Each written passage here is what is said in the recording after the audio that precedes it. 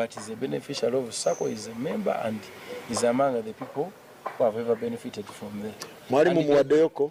Yes. Kuza SACCO? Yes. And the door is Breaking news, amawulire si malungi eri King Zaha wetwogerera ssaawa zineno already abadde mulwadde Eddie Kenzo kyamukoze nkugambye alese bwino mbu bulijjo afuna ssente mu gavumenti mu SACCO y'abayimbi. Video njikuliridde mu maaso awo yonna ogenda kubeera nga ogyerabirako. Spokesperson wa National oba Uganda National Federation ey'abayimbi avuddeyo n'ayogera mu maaso awo naye ogenda kubeera nga omwewulirako naye nga tetunagendayo. Video eno mbadde nsaba okujimbireka like ebirengeso otambe tukera obona abandi agenda okumanya kweno information adala ba Foot Soldiers ba National Unity Platform abagamba kino King Zaha atasobola kubeera nga ajjayo sente mu Federation. Eddie Kenzo ali mu kulimba just ayagala relevance. Video eno njagala tugiwa obudde kubanga muli mu bingi ebyokuyiga. Tana subscribing wegache ku mukutu gwaffe guno kale katugenderera omushateso olunaku olwaliro omukulu guli mukula ku screen yo amanyikiddwa hanga kasiri avuddeyo naleta bwino era Eddie Kenzo ndoza ku interview ye yakola hewa gospel Faluku yasobola okubeera nga achakasa nti no King Zaha bulijjo sente azijja mu Federation era okukola ekivulu kye yategeka mujjukira bulungi ntino ne His Excellency Robert Kyagulanyi yasobola okubeera nga abeerayo sente yazibeewulako era even this time around kigambe kubeera nga mbu sente yazemu nazibeewulako okubeera nga agenda kukola ekivulu ekitala ku ketovo w'ekivulu kiriwo next month. Kati wano mwenye njagala mbabuuze mu comment section mulowooza bino bintu bya ddala oba nedda sokowulize kasiringa abyogerako ne evidence tumale tuyongereyo. Eddie Kenzo tobanga wasaze ku King Zaha ekigambo oyo mwana we Nakawuka bw'atandika okuyomba tazikiza.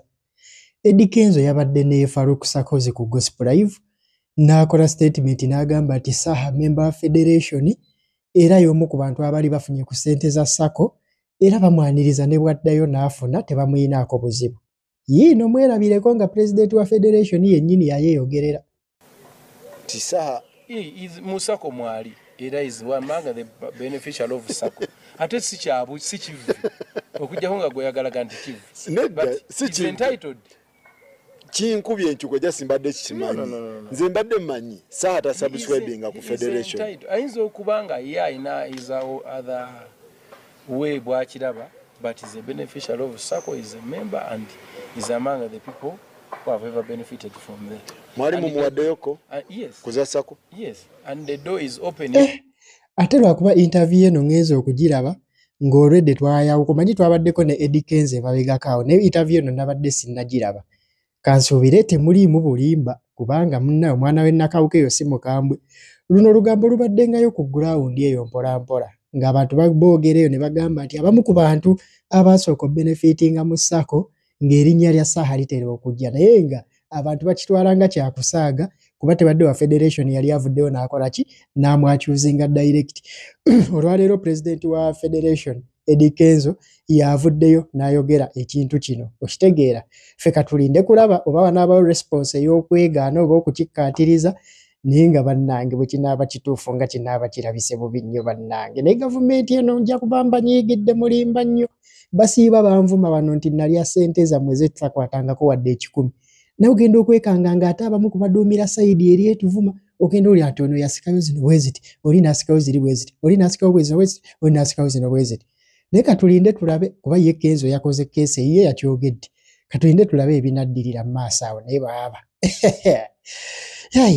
abaana nga bavumye SACCO ya Federation nina gwe mmanyiiko era yali agivuma ne bamukubira essimu ne bamugamba owaaye otuvuma naye nga mu bitabo tulaga tukubanja. Salamu alaikum agati nakalembe omusomi w'edduwa bw'oba wenyiye embeera embi yankusomere ku dduwa abali ebweru mirimu gigaanyi papula zeesibye kino kyekyoto kwesabira omukisa kobe ng'odiriddawa wali wenkusabira n'ofuna emikisa kyoba olabanga abirira ebinyonyi ebitalina kyakulya naawe atalina mulimu jangu kusomere ku dduwa ofuna omukisa eno ennyanja kwesula buli kimu ekisira ne kiba kikujjudde nekikasuka mu nnyanja nekikunta nekigenda nze Agati Nakalembe gambawo ennamba yange yeeno 072 375 temuddeeyo nemwebakira ebizibu mukobe ku nnamba yange eno.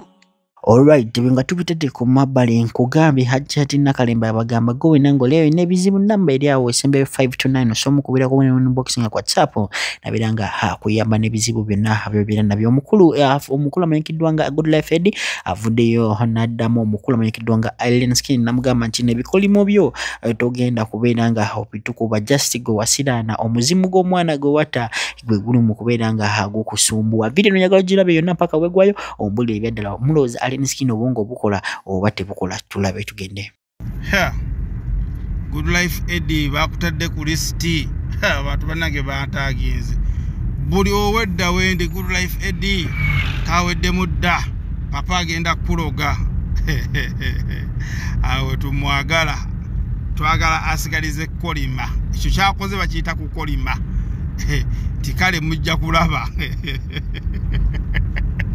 omubbi yali akubyeko n'ogamba agenda kukoma kunze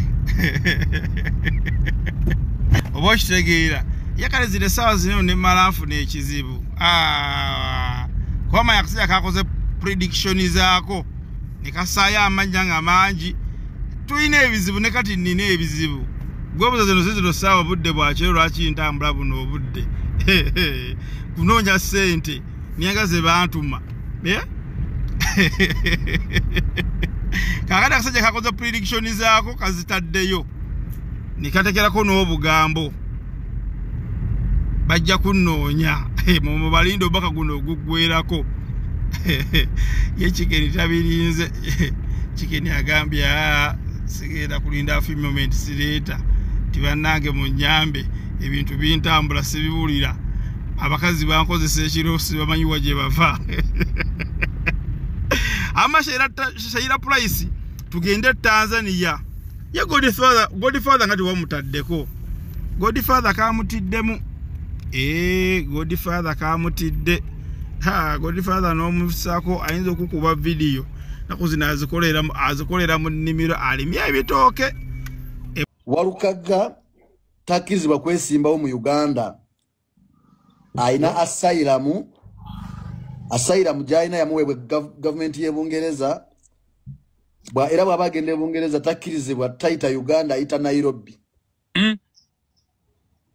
aita Nairobi saba Walukaga namulabira wonge papa mutayinza kubaako na wakambulamu tasaba visa takirizibwa kwesimba mu Uganda ekitegeeza ali kwa asylum era tugenda kuwandikira government ye Bungereza ku website nga tubategeeza Walukaga Masayasi omutuze wa mwaliye na yagala kwesimbawo